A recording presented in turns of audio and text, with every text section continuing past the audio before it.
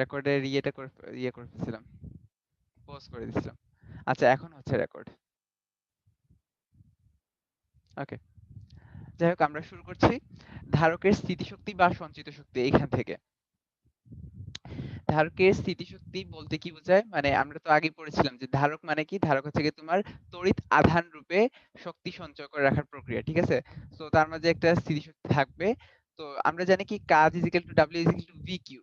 তো যদি ক্ষুদ্র কাজ হয় ডিডব্লিউ হয় তাহলে আমরা লিখতে পারি ভি ডি কিউ। আর একটু আগে মানে আমরা যখন ইয়ে পড়ছিলাম লাস্ট ক্লাসে কিউ ইজ ইকুয়াল টু শিখছিলাম কত? C V, right? Q is equal to C V এই সূত্রটা শিখছিলাম। এখানে সিটা হচ্ছে ধারকত্ব। অতএব ভি ইজ ইকুয়াল টু কি? ভি ইজ ইকুয়াল টু হবে কিউ বাই সি। মনে করো একটা ধারকে যদি কিউ পরিমাণ আধান থাকে তাহলে এবং এটা ধারকের ধারকত্ব যদি হয় সি তাহলে V is equal to Q by C. তো আমরা যদি এই সম্পূর্ণ কাজটা বের করতে চাই, না আজকে কুইজ রাখি নাই, কুইজ রাখলে বলতাম। সো নেক্সট ক্লাসে একটা রাখার চেষ্টা করব। ডিডব্লিউ কাজ, এটা এখানে কাজ যেটা এটা হচ্ছে ক্ষুদ্র চার্জের জন্য কাজ। এখন যদি আমরা সম্পূর্ণ ইয়েটা ধারকে যতটুকু চার্জ আছে মনে করো কিউ পরিমাণ চার্জ আছে সেটার জন্য যদি আমরা কাজটা বের করতে চাই তাহলে এটাকে ডিডব্লিউ টাকে ইন্টিগ্রেশন করলে পাবো ডব্লিউ। আর তোমার এই যে ভি ডি কিউ এটাকে ভি কে লেখা যায় আমরা কিউ বাই সি দিয়ে লিখতে পারি। আর এখানে যেহেতু ওয়ান বাই সিটা হচ্ছে কনস্ট্যান্ট এটাকে বের করে নিয়ে আসলাম। কিউ ডি কিউ এটা ইন্টিগ্রেশন কি?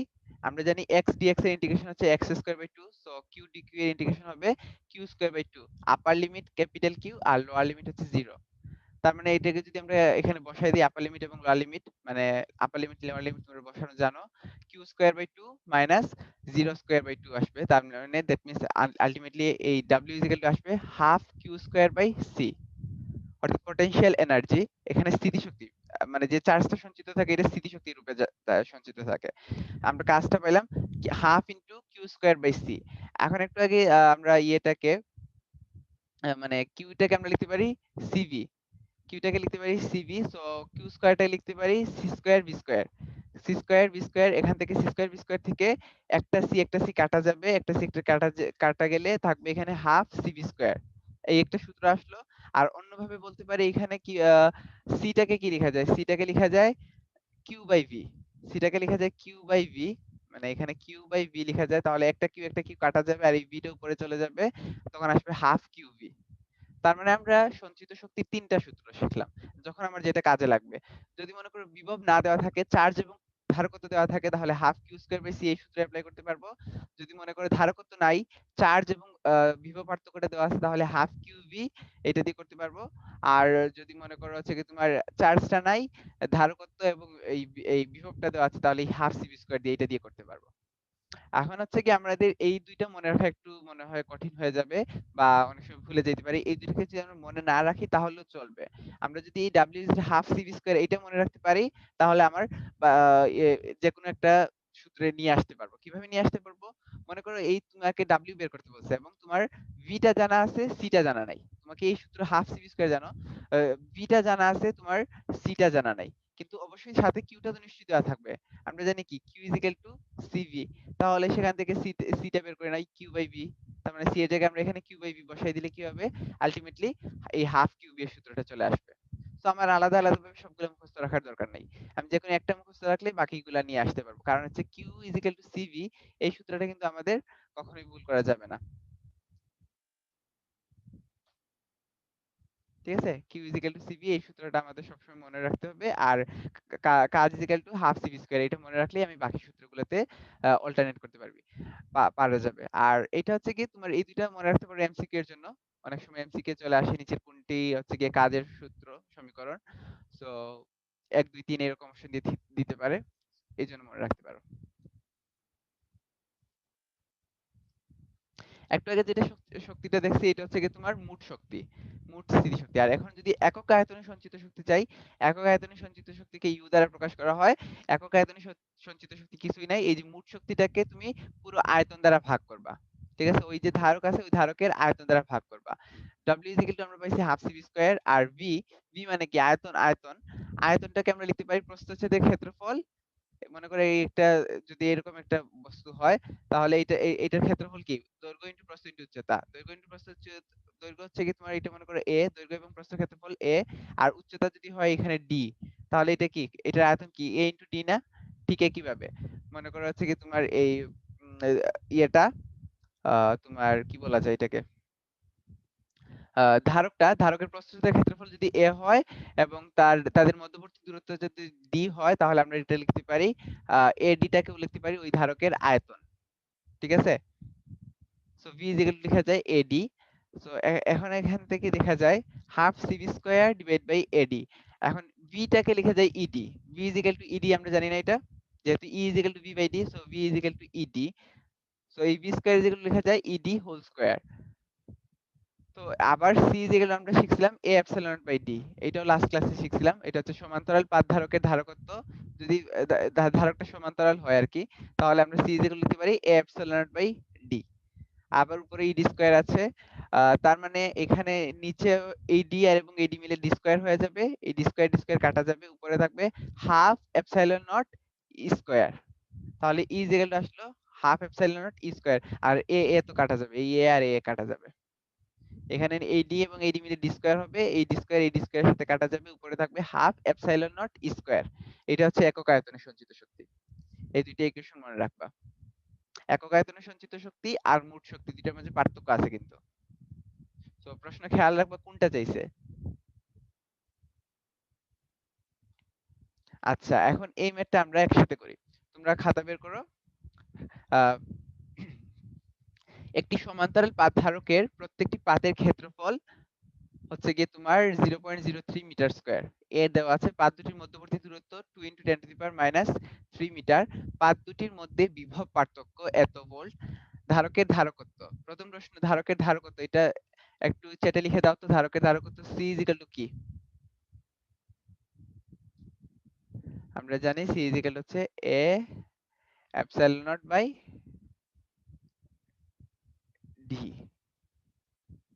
সো এখানে A এর ভ্যালু দেওয়া আছে 0.03 metre square, that means 3 × 10⁻²।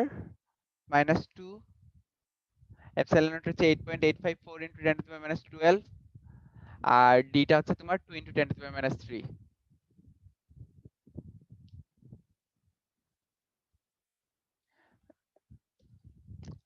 Chat বক্সে লিখে দিতে পারবা?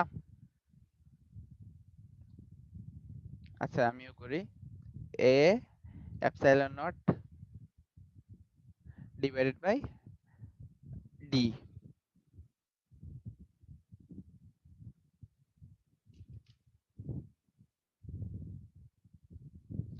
ধারকের ধারকত্ব আসবে তোমার, এখনো কেউ লিখো না মনে হয়। ওকে, এটা আসবে, প্রথম প্রশ্নের आंसर আসবে 1.33 1.33 into 10 to the power 10, 10 to the power minus 10।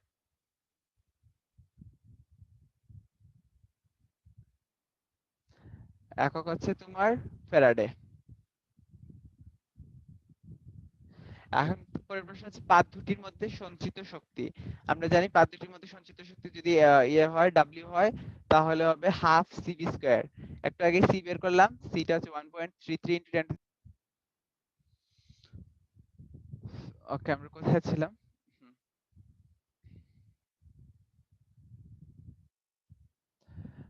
প্রথম প্রশ্ন গেছিল ধারকের ধারকত্ব 1.33 into 10 to the power minus 10 পাইছিলাম। সেকেন্ডটা W ইজ ইকুয়াল টু হবে half C B square.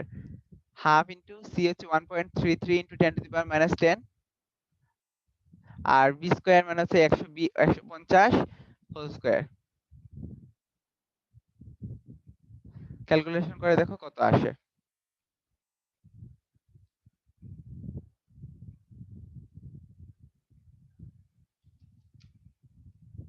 Half into 1.33 into 10 to the power minus 10 into 150 whole square.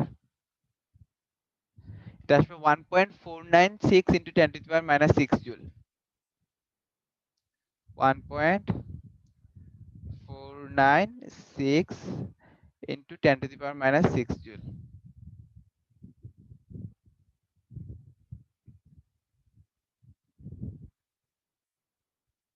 ওকে, একক আয়তনে সঞ্চিত শক্তি আমরা একটু আগে দেখছি, এখানে লিখে আছে হাফ এপসাইলন নট ই স্কয়ার। হাফ বসাও, এপসাইলন নটের ভ্যালু বসাও, এবং ই স্কয়ার ভ্যালুটা আমরা জানি ই হচ্ছে তোমার ভি বাই ডি। এই যেগুলো আমরা জানি V by D. So V দেওয়া আছে 150, ডি আছে 20 10 টু দি পাওয়ার -3, এটা বসাও তাহলে ইটা পেয়ে যাবা। 150 divided by 20 10 to the power -3, সেটা হবে তোমার 75 into 10 to the power 3 maybe. হ্যাঁ, 75 into 10 to the power 3 newton per coulomb.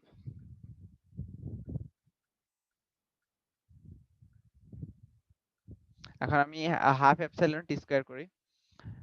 0.5 into 8.854 into 10 to the power -12, 75 into 10 to the power 3 whole square. এটার ভ্যালু আসে 0.024 বা 0.025, ইজ ইকুয়াল টু 0.025 জুল একক আয়তনে সঞ্চিত শক্তি।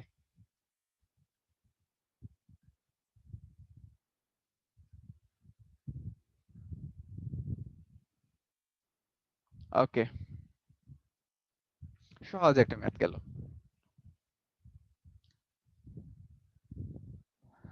আর এখানে দেওয়া আছে কিছু বাংলা কথাবার্তা, এগুলো হচ্ছে গিয়ে তোমার একটা ধারকের কি কি কাজে লাগে, এটা মেবি তোমাদের বইয়ে নাই।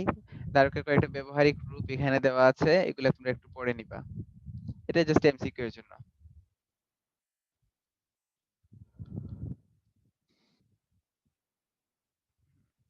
আচ্ছা, এই ম্যাথটা একটু খেয়াল করো, এটা আমি ইয়েতেও লিখে দিতে পারতাম, এটা বেশ ইম্পর্টেন্ট একটা ম্যাথ। 0.02 মিটার ব্যাসার্ধ বিশিষ্ট 60-40 গোলাকার ফুটাকে একত্রিত করে একটি বড় ফুটায় পরিণত করা হলে যদি প্রতি ফুটায় 1 কুলম্ব চার্জ বিদ্যমান থাকে তবে বড় ফুটার বিভব ও ধারকত্ব নির্ণয় করো। এই যে অনেকগুলো ফুটাকে একত্রিত করে বড় ফুটে পরিণত করা হলে যে তার ছোট ফুটের ব্যাসার্ধের সাথে বড় ফুটের ব্যাসার্ধের একটা সম্পর্ক আছে, এটা আমরা চ্যাপ্টার 7 ফার্স্ট পেপার। আচ্ছা শুনো না, আমি ডিসকানেক্টেড হয়ে গেছিলাম, আমি কিছু বলিও নাই।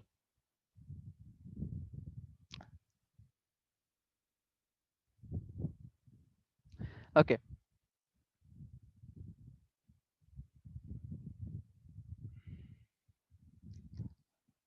আজকে দুইবার ডিসকানেক্টেড হয়ে গেলাম।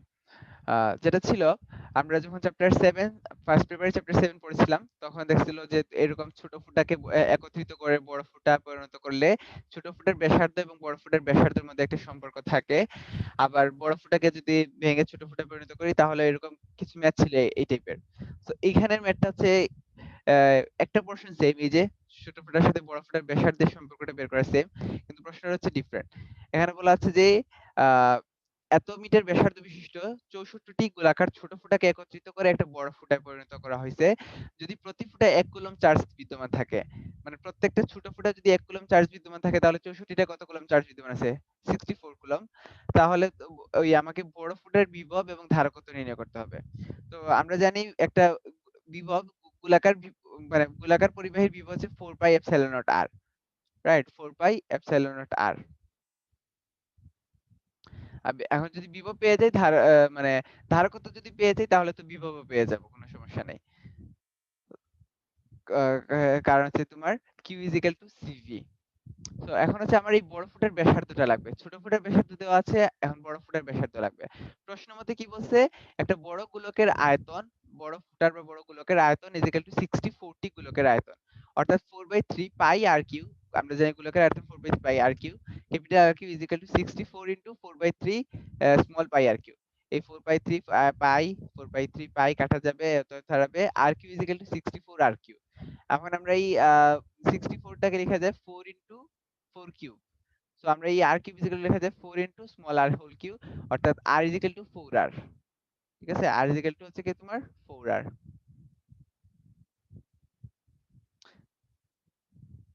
আর এখানে যদি হচ্ছে কি তোমার বলতো এদেরকে যদি আটটা গুলোকে পরিণত করতে হয়, মানে একটা ছোট 8টা ছোট ফুটাকে একত্রিত করতে তাহলে এখানে 8 দিতাম। 8 দিলে কি আসতো, এখানে দিতে হইতো 2 কিউব।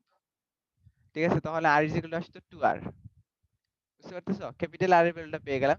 তার মানে আমরা দেখলাম ক্যাপিটাল আর এবং 4 আর এর মধ্যে সম্পর্কটা হচ্ছে, স্মল আর এর মধ্যে সম্পর্ক হচ্ছে ক্যাপিটাল আরটা স্মল আর এর 4 গুণ। তাহলে গোলাকার পরিবাহীর ধারকত্ব কত হবে? আমরা জানি গোলাকার পরিবাহীর ধারকত্ব হচ্ছে তোমার আর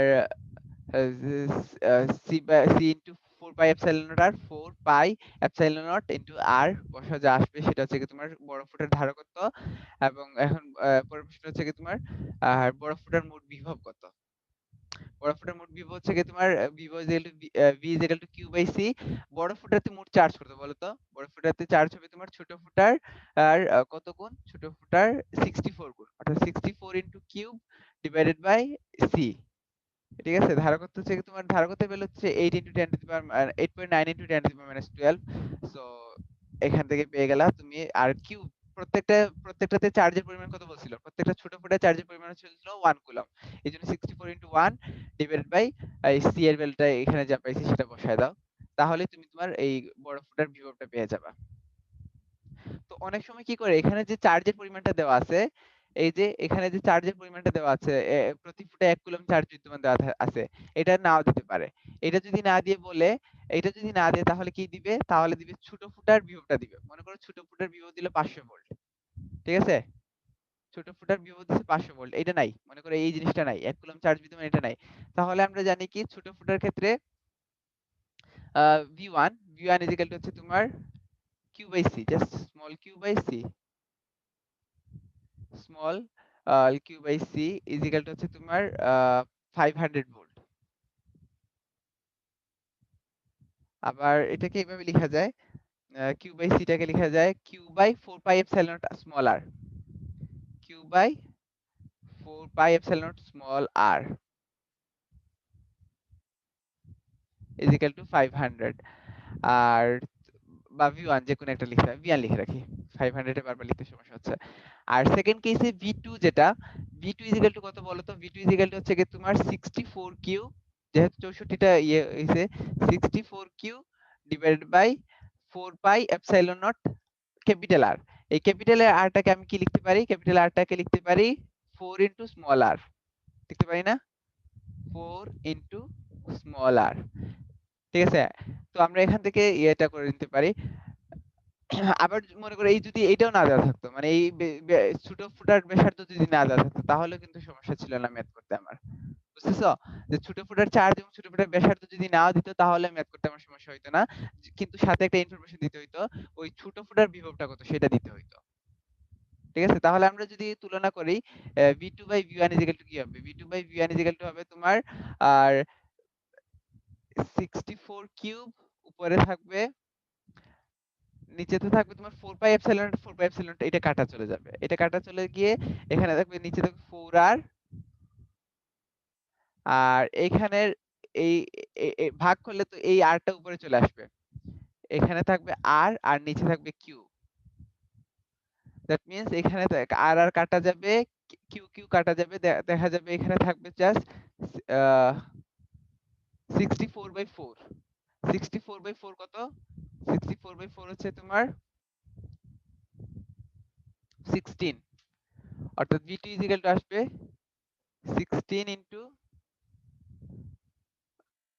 v1। ঠিক করলাম? হ্যাঁ, এইটাই। সো v1 এর ভ্যালু যদি দেওয়া থাকে তাহলে তুমি তোমার v2 টা পেয়ে যাবা। এখানে যেহেতু v1 এর ভ্যালুটা দেওয়া নাই, এখানে আসলে v1 এর ভ্যালুটা কত হবে আমি একটু দেখি তো। আহ, এখানে যেহেতু ইনফরমেশন দেওয়া আছে, অ্যাকচুয়াল v1 এর ভ্যালু হবে তোমার 1 divided by q by c, 4 pi epsilon naught, 4 pi epsilon naught মানে 1 into 10 to the power 9, 1 into 10 to the power 9 divide by r, r টা হচ্ছে 1.0.02,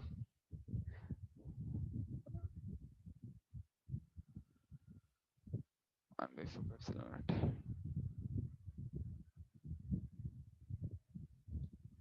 9 ইনটু 10 টু দি পাওয়ার 9। আচ্ছা, এটার ভ্যালু আসছে 4.5, v1 এর ভ্যালুটা আসছে তোমার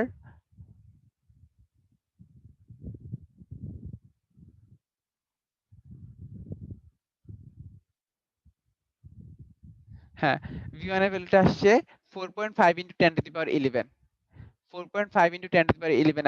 আমার যে ইনফরমেশনটা দেওয়া আছে 0.5 into 10 to the power 11 আসছে তোমার এই স্মল ছোট গোলকের ইয়েটা। এখন এটার সাথে 16 গুণ দিয়ে দেখো, যদি 7.19 এটা আসে তাহলে আমি বুঝবো যে আমার করাটা ঠিক আছে। হ্যাঁ, 7.2 into 10 to the power 12 আসছে, তার মানে ঠিক আছে। এইভাবে এই প্রসেসটা ঠিক আছে। ঠিক আছে? সো এই ম্যাথটা আমরা দেখলাম কয় ভাবে আসতে পারে, দুই ভাবে আসতে পারে। এটা কিন্তু খুবই ইম্পর্টেন্ট ম্যাথ, অ্যাডমিশন টেস্ট এবং এইচএসসি পরীক্ষা দুইটার জন্যই। হয় তোমাকে এই যে ছোট ফুটার ব্যাসার্ধ এবং ছোট ফুটায় কতটুকু চার্জ আছে সেইটা দিয়ে দিবে, অথবা ছোট ফুটার বিভবটা দিয়ে দিবে। ঠিক আছে? ছোট ফুটার বিভব দেওয়া থাকলে তুমি আগে ইয়ে করে ফেলবা, ছোট ফুটার বিভব দেওয়া থাকবে অথবা ছোট ফুটার ধারকত্ব দেওয়া থাকবে। ঠিক আছে? যেকোনো একটা দেওয়া থাকবে। তো ছোট ফুটার বিভব দেওয়া থাকলে বড় ফুটার বিভব বের করতে পারবা। ছোট ফুটার ধারকত্ব দেওয়া থাকলে ওইটার সাথে তুলনা করে বড় ফুটার ধারকত্বটা বের করতে পারবা। ঠিক আছে? বা ওই দুইটা জিনিস না দেওয়া থাকলে ব্যাসার্ধ এবং চার্জটা দেওয়া থাকবে। তো এইটুকুই ছিল লাস্ট ক্লাসের লেকচার। এখন আজকের ক্লাসের লেকচারে যাই। আচ্ছা, এখানে একটা টপিক, সেটা একটু এক্সট্রা। এক্সট্রা কেন বলি, আমি তোমাদের বইয়ে শাহজাহান তোপনের বইয়ে দেখবে একটা অংশ জাস্ট এখানে দেওয়া আছে যে যদি তোমার দুইটা ইয়ের মধ্যে এই যে কি বলতেছে, আহ আমরা তো দেখছি দুইটা মানে পাতধারক, মানে এটা হচ্ছে কি তোমার সমান্তরাল পাতধারক। সমান্তরাল পাতধারকের মধ্যে যদি আমরা একটা অন্তরক মাধ্যম স্থাপন করি তাহলে সিটা আসে A epsilon naught by K, A epsilon naught K into epsilon K divide by D এরকম আসে, যদি মনে করো এখানে একটা অন্তরক মাধ্যম স্থাপন করি। আর যদি আমরা অন্তরক মাধ্যম না স্থাপন করে একটা অন্তরক পদার্থ স্থাপন করে দিই, ডিরেক্ট একটা অন্তরক পদার্থ স্থাপন করে দিই, যে অন্তরক পদার্থের পুরুত্ব হচ্ছে টি। ঠিক আছে? মনে করো এইটা হচ্ছে কি তোমার ধারক, এই ধারকের মাঝখানে আমি টি পুরুত্বের একটা আহ আহ, মানে অন্তরক পদার্থ, টি পুরুত্বের একটা অন্তরক ফলক যুক্ত করে দেই, বা ডাইইলেকট্রিক ফলক যুক্ত করে দিই, তাহলে ধারকত্বটা কি পরিমাণ চেঞ্জ হবে সেটা তোমাদের বইয়ে দেওয়া আছে। ইজিক্যাল টু এভাবে C equal to A epsilon naught, তোমাদের বইয়ে যেভাবে লেখা আছে আমি ওইভাবে বলতেছি, A epsilon naught D minus T into 1 minus 1 by K. মানে এই যে এখানে আমি ডিটাকে কমন নিয়ে বাইরে নিয়ে আসছি না, এই বইয়ে লেখা আছে এপসিলন বাই ডি মাইনাস টি, এই যে এই ডি আর ডি কাটা গিয়ে টি হয়ে যেত, T into 1 minus 1 by K. Just এই সূত্রটা লেখা, এটা কিভাবে আসছে এই প্রমাণটা লেখা নাই, এই সূত্রটা লেখা। এই সূত্রটা কি? এই সূত্রটা হচ্ছে তোমার ধারকের মাঝখানে যদি একটা টি মানে টি পুরুত্বের একটা ডাইইলেকট্রিক ফলক যোগ করি, ডাইইলেকট্রিক বা পরাবৈদ্যুতিক ফলক যোগ করে রাখি, তাহলে ধারকত্বের যে চেঞ্জটা আসবে সেইটার মানটা। ঠিক আছে? সো এটার একটু প্রমাণটা আমি দেখাই।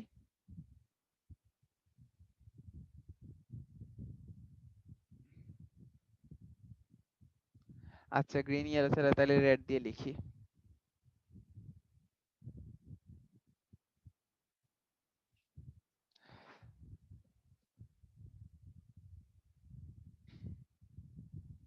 আচ্ছা, এই প্রমাণটা এইটা কিন্তু বইয়ে নাই।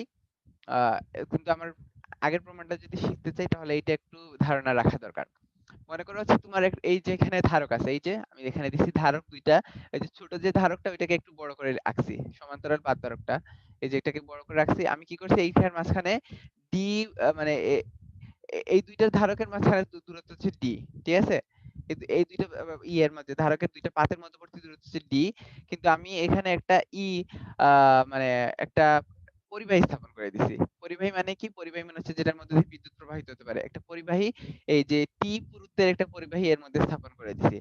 তাহলে তোমার এই টি পুরুত্বের কারণে তাহলে এইখানে যে ইয়েটা আছে, ডিসটেন্সটা আছে, মানে খালি যে ফাঁকা জায়গাটা কতটুকু হয়ে গেল? ফাঁকা জায়গাটা আগে ছিল ডি, আর এখন এই টি পুরুত্ব তো ভরে ফেলছে, তাহলে ফাঁকা জায়গাটা হয়ে গেল ডি মাইনাস টি। ঠিক আছে? এই দুইটা পাতের মাঝখানে ফাঁকা জায়গাটা হচ্ছে ডি মাইনাস টি।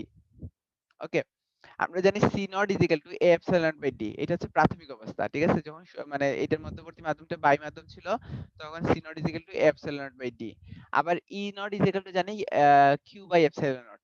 মানে প্রথমত তো ই নটের কোনো চেঞ্জ ছিল না, ই নটের মতো ছিল, E naught is equal to Q by epsilon not.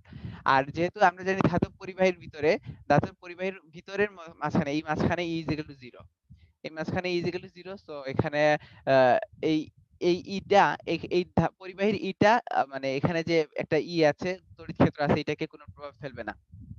তাহলে এখানে বিভবটা কত হবে? V not equal to E naught into D। E naught into D এটা হচ্ছে তোমার এখানকার V নট। আবার আমরা জানি V টাকে লিখতে পারি E naught into D minus T, কারণ আমরা জানি V ইকুয়াল টু হচ্ছে তোমার ED। V equal to ED, কিন্তু আমার এই যে অংশটুকু ED সম্পূর্ণ অংশে কিন্তু নাই, তড়িৎ প্রাবল্য নাই। মানে এই মাঝখানের অংশটুকুতে হচ্ছে কি তোমার তড়িৎ প্রাবল্য 0। সো আমরা এটাকে কি করতে হবে? এই অংশটুকু বাদ দেওয়ার জন্য E naught into D minus T, মানে এই T অংশটুকুকে বাদ দিয়ে দিছি। এইজন্য এখানে E naught into D minus T রাখছি। ঠিক আছে? অতএব V is equal to Q by A epsilon naught. Q by A epsilon naught কিভাবে আসলো?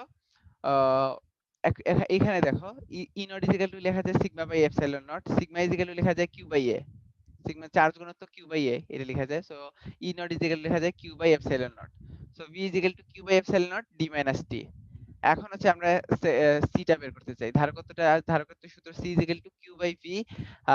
Q তো চার্জ ফিক্স থাকবে Q বাই V। এখন V এর জায়গায় বসবে Q by epsilon naught D minus T। এটাকে যদি ক্যালকুলেশন করো Q Q কাটা যাবে, A এপসাইলনটা উপরে যাবে, আসবে C is equal two A epsilon naught D minus T। এখান থেকে যদি একটা D কমন নিয়ে নেই তাহলে আসবে 1 minus T by D, epsilon by D into 1 minus T by D। বুঝতেছো তো? ডিটা কমন নেওয়ার কারণে কি হয়েছে? আর এই যে এপসিলন বাই ডি এই ভ্যালুটাই হচ্ছে তোমার সি নট। তাহলে আমরা সি ইকুয়াল লিখতে পারি C naught by 1 minus T by D. তার মানে এখান থেকে বুঝেই যাচ্ছে যেহেতু হচ্ছে কি তোমার টিটা ডি এর চেয়ে ছোট, টিটা ডি এর চেয়ে ছোট না, এই যে টিটা হচ্ছে ডি এর চেয়ে ছোট, তাহলে এই ভগ্নাংশটা হবে 1 এর চেয়ে কম, এবং 1 থেকে আর কিছু মাইনাস করতেছে, তার মানে এটা একটা ছোট নাম্বার আসবে।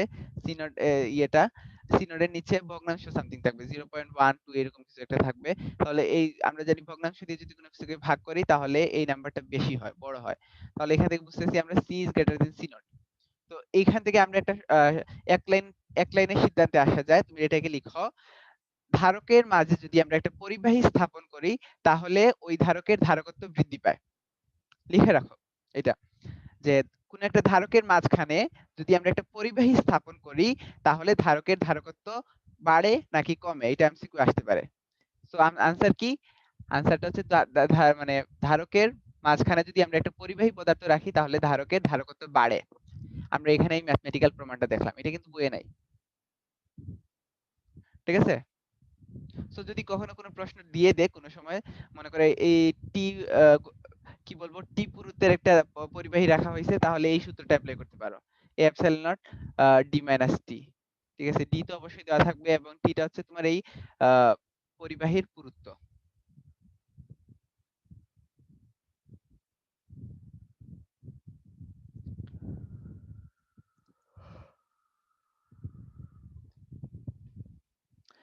আর এখন হচ্ছে কি আমাদের সেকেন্ড কেস। আর অবশ্যই এখানে ব্যাটারি থাকা যাবে না, পরিবাহীর সাথে ব্যাটারি সংযুক্ত থাকা যাবে না। আর এখন হচ্ছে কি আমরা এখানে কি করছি, এই দুইটা ধাতব পাতের মাঝখানে, দুইটা ধাতব পাতের মাঝখানে একটা অন্তরক পদার্থ রেখে দিছি। অন্তরক পদার্থ মানে কি? একটা পরবৈদ্যুতিক পদার্থ, ডাইইলেকট্রিক পদার্থ, কাঠ, মোম, কাঁচ এরকম কিছু একটা রেখে দিছি। আমরা জানি ডাইইলেকট্রিক পদার্থগুলো কি? ডাইইলেকট্রিক পদার্থগুলোতে প্লাস মাইনাস দুইটা থাকে, এই জন্যই হচ্ছে এটা ডাই ইলেকট্রিক, মানে তড়িৎ দ্বিমেরু। বুঝতেছো? তড়িৎ দ্বিমেরু মানে কি? এটা হচ্ছে প্লাস মাইনাস দুইটাই আছে, এইটা হচ্ছে ডাইইলেকট্রিক পদার্থ। সো ডাইইলেকট্রিক পদার্থ যদি নেই, আচ্ছা ব্যাটারি সংযুক্ত থাকলে কি হবে বলি। ব্যাটারি সংযুক্ত হলে সমস্যাটা হচ্ছে গিয়ে তোমার এখানে ই নটটা হচ্ছে কি তোমার ইয়ে হয়ে যাবে, আহ, এখানে এই যে ভিতরের ইটা জিরো হবে না। ওই যে আগের কেসের কথা বলতেছি, যদি ব্যাটারিতে সংযুক্ত থাকে পরিবাহীটা তাহলে এই পরিবাহীর মধ্যে যে ইটা ওইটা জিরো হবে না, এটা ই ডাজ নট ইকুয়াল জিরো হবে। তো এখানে দেখো ইয়ের ক্ষেত্রে কি হবে, একটা ডাইইলেকট্রিক পদার্থ যদি রাখি, ডাইইলেকট্রিক পদার্থ ডাইইলেকট্রিক পদার্থ রাখা হলে এমন একটা তড়িৎ ক্ষেত্রের সৃষ্টি হবে যার মান নট ইকুয়াল টু জিরো। তার মানে আগে যেরকম আমরা এখানে এই অংশটুকুকে জিরো দিয়ে ইগনোর করে ফেলছিলাম, এখন এই জিরো দিয়ে ইগনোর করা যাবে না এই ডাইইলেকট্রিক পদার্থ রাখা হলে। ডাইইলেকট্রিক পদার্থ রাখা হলে এটার মান not equal to zero, E not equal to zero. So যদি ই যদি মানে নট ইকুয়াল টু জিরো হয় তাহলে এই ইয়ের মাঝখানে এই দুই পাতের মাঝখানে যে চার্জটা আছে সেই চার্জের পরিমাণ যদি স্থির রাখতে চাই তাহলে আমার কি হবে, এই সিটা বাড়াইতে হবে এবং বিটা কমাইতে হবে, কারণ হচ্ছে এরা যেহেতু হচ্ছে গিয়ে পরস্পর ব্যস্তানুপাতিক সি এবং বি। বুঝতেই পারতেছো, যদি সি বাড়ে তাহলে কিউ এর পরিমাণ কনস্ট্যান্ট রাখতে আর কি, সি যদি বাড়ে তাহলে বিটা কমাইতে হবে। ঠিক আছে, এই জন্য আমি এই ডিরেকশনটা দেখাইছি। চার্জ স্থির রাখতে হলে সি বাড়াইতে হবে এবং বিটা কমবে। এর কারণ একটা আছে, সি যদি কে গুণ বাড়ে তাহলে ইটা হচ্ছে গিয়ে কে গুণ কমে। এটা কিভাবে কমে দেখো, আমরা জানি ভি কমলে ইও কমে। ভি এবং ই যেহেতু পরস্পর প্রপোর্শনাল, ডিটা যদি কনস্ট্যান্ট হয়, ভি এবং পি প্রপোর্শনাল, ভি যদি কমে তাহলে ইও কমে। দ্যাটস ওয়াই এখানে বলতেছে যে সি যদি তোমার কমে তাহলে ইও কমবে। কারণ কি, সরি, সি যদি বাড়ে তাহলে ই কমবে, কারণ হচ্ছে সি বাড়লে ভি কমবে আর ভি কমলে ইও কমবে। বুঝা গেল? তো কতটুকু কমছে সেটাকে আমরা এইভাবে লিখতে পারি, যদি সিটা হচ্ছে কে গুণ বাড়ে, আমরা জানি অন্তরক মাধ্যম রাখলে, অন্তরক কোনো পদার্থ রাখলে সিটা কে গুণ বাড়ে, সি যদি কে গুণ বাড়ে তাহলে ই কত গুণ কমবে, ই নট বাই কে হয়ে যাবে। ঠিক আছে, নতুন যে ইটা পাওয়া যাবে, এখানে যে ইটা পাওয়া যাবে এটা হবে ই নট বাই কে। তাহলে ভি, এই যে দুই পাতের মধ্যবর্তী বিভব, দুই পাতের মধ্যবর্তী বিভবটা হবে ই নট ইনটু ডি মাইনাস টি, মানে ই নট ইনটু ডি মাইনাস টি, এটা হচ্ছে বায়ু মাধ্যমের জন্য এইটুকু, এই টিটা বাদ দিয়ে। আর বাকি অংশটুকু হচ্ছে তোমার আর এই ইটি, ইটি, ইটি, আর ইটাকে লেখা যায় E naught by K. So E naught by K into T এইভাবে লেখা যায়। তো এটাকে একটু যদি ক্যালকুলেশন করো, ই নটটা কমন নিয়ে তাহলে আসবে D minus T plus T by K, অর্থাৎ ডি মাইনাস টিটা কমন নাও, টিটা কমন নিলে আসবে D minus T 1 minus 1 by K. এটা আসলে ভি এর মান। ঠিক আছে, আমরা জানি C is equal to Q by V, আবার কিউ টাকে লেখা যায় সিগমা ইনটু এ। আমরা জানি সিগমা ইজ ইকুয়াল টু যেহেতু কিউ বাই এ, অর্থাৎ কিউ ইজ ইকুয়াল টু লেখা যায় সিগমা ইনটু এ, আবার সিগমা ইজ ইকুয়াল টু লেখা যায় এপসিলন নট ই নট। এই দেখো, সিগমা ইজ ইকুয়াল টু লেখা যায় epsilon naught into E naught. তো উপরে থাকবে epsilon naught E naught by A into A, নিচে থাকবে ভি, ভি এর ভ্যালু হচ্ছে E naught into D minus T into 1 minus 1 by K. E naught কাটা যাবে, উপরে থাকবে A epsilon naught D minus T into 1 by 1 minus K. এইটা হচ্ছে আমাদের বইয়ে দেখা, এতটুকু দেওয়া। আর যদি আমরা এই ডিটাকে বাইরে নিয়ে চলে আসি, কমন নিয়ে চলে আসি, তাহলে এখানে 1 হয়ে যাবে আর এখানে একটা টি এর নিচে একটা ডি চলে আসবে, কারণ এই ডি দিয়ে যদি আবার তুমি এটাকে গুণ দাও তাহলে আলটিমেটলি এই জায়গায় ফিরে যাবে। তো হচ্ছে একটা ডি কমন নিয়ে এই ডিটাকে বাইরে নিয়ে আসলাম। তাহলে লাভটা হলো কি, লাভটা হলো যে এই যে a epsilon by d is equal to c naught, শূন্য মাধ্যমের জন্য বিভব মানে ধারকত্ব সেটা হয়ে যায়। তাহলে সি ইজ ইকুয়াল টু, আবার বললাম, c naught divide by 1 minus T by d into 1 minus 1 by k. তাহলে বুঝতে পারতেছো, এখানে যদি ডাইইলেকট্রিক পদার্থ রাখি তাহলে তোমার অবশ্যই সি এর মানটা বাড়বে, কারণ হচ্ছে C is greater than C naught, এখান থেকে বুঝতেছি আমরা আরো অনেক বেশি গুণ বাড়বে। তো এত কিছু তোমার প্রমাণটা মনে রাখতে হবে না, তুমি জাস্ট এই সূত্রটা মনে রাখতে পারো চাইলে, যে মনে করো একটা টি পুরুত্বের একটা অন্তরক পদার্থ স্থাপন করা হয়েছে পাত ধারকের মাঝখানে, তাহলে সেক্ষেত্রে ওই মানে ধারকের ধারকত্ব কত হবে, এই সূত্র ইউজ করে বের করতে পারো। এবং অবশ্যই ওই মাধ্যমটার কেটা লাগবে, কেটা কি, কেটা হচ্ছে পরবৈদ্যুতিক ধ্রুবক। যদি আমি এখানে কাঁচ রাখি তাহলে কাঁচের ইয়েটা ইউজ করব, যদি কাঠ রাখি তাহলে কাঠের কেটা ইউজ করব, যদি পানি রাখি পানির কেটা ইউজ করব।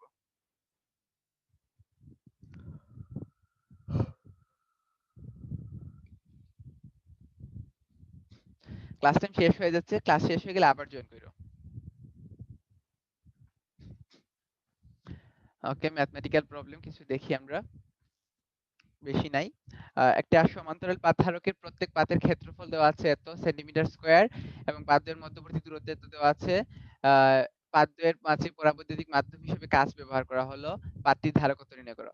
এটা কিন্তু মাধ্যম ব্যবহার করেছে কাচ, ঠিক আছে, এখানে কিন্তু পুরো একটা কাচ ফলক বসাই দেয় নাই, এখানে কাচের কোনো পুরুত্ব দেওয়া নাই। ঠিক আছে, কাচের পুরুত্ব দেওয়া নাই, তো আমার এই সূত্রটা মানে একটু আগে যে সূত্র শিখছি এটা বসবে না, আমাদের just direct epsilon by d শিখছিলাম, এখানে জাস্ট কে টা গুণ দিতে হবে আর কিছু না। এখানে এ এর ভ্যালু দেওয়া আছে 2 × 10⁻⁴ মিটার স্কয়ার, ডি এর ভ্যালু হচ্ছে তোমার 4 × 10⁻³ মিটার, এপসাইলন এর ভ্যালু দেওয়া আছে, কে এর ভ্যালু হচ্ছে কাচের ক্ষেত্রে কাচের তড়িৎ মাধ্যম 7, সো এই 7টা বসিয়ে দিলে হবে এপসাইলন নট কে এ ডিভাইড বাই ডি, যেটা আসবে आंसर সেটা।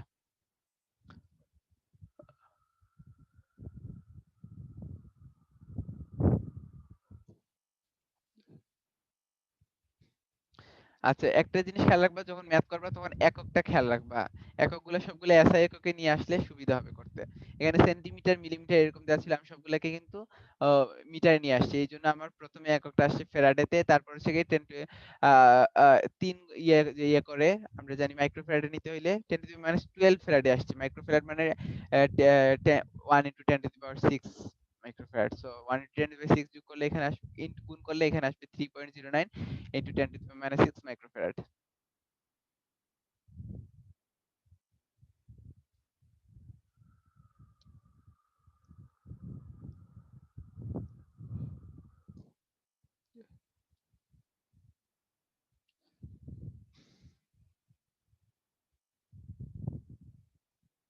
আচ্ছা, বেশি নিচে নেমে গেছি। এই ম্যাথটা দেখো, এটা আমাদের ইম্পর্টেন্ট। একটি বাইপূর্ণ সমান্তরাল পাত ধারকের পাতদ্বয়ের মধ্যবর্তী দূরত্ব 0.01 সেন্টিমিটার। ডিটা দেওয়া আছে। পাতদ্বয়ের ক্ষেত্রফল 10 to the power minus 6 metre square এবং এদের মাঝে k 10 পরবর্তী ধ্রুবক বিশিষ্ট 5 into 10 to the power minus 2 millimetre পুরুত্বের একটি পাত রাখা হইলো। এই দেখো, এই পাতের পুরুত্ব দেওয়া আছে, তাহলে ওই ধারকের ধারকত্ব কত? তখন এই সূত্রটা ইউজ করব। A epsilon by d 1 minus t by d into 1 minus 1 by k, এটা ইউজ করব। এখানে a এর ভ্যালু দেওয়া আছে, এপসিলন নট এর ভ্যালু দেওয়া আছে। মানে আমরা ইয়ে করতে হবে, এপসিলন নট এর ভ্যালুটা তো মুখস্থ রাখতে হবে। a এর ভ্যালু দেওয়া আছে, d এর ভ্যালু দেওয়া আছে, t এর ভ্যালু দেওয়া আছে এবং k এর ভ্যালু দেওয়া আছে। সবগুলো ভ্যালু বসায় দাও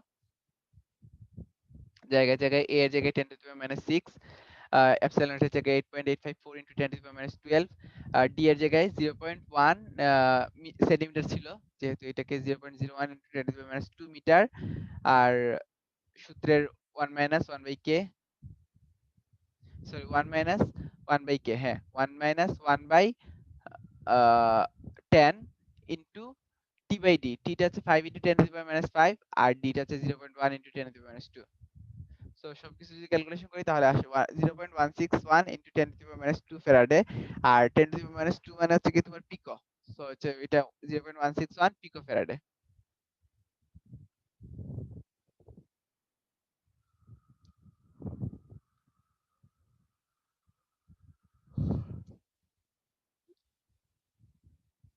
লেস দ্যান 1 মিনিট। 10 সেন্টিমিটার ব্যাসার্ধের একটি গোলাকার পরিবাহীকে 100 ভোল্ট বিভবে উন্নীত করতে কি পরিমাণ কাজ সম্পন্ন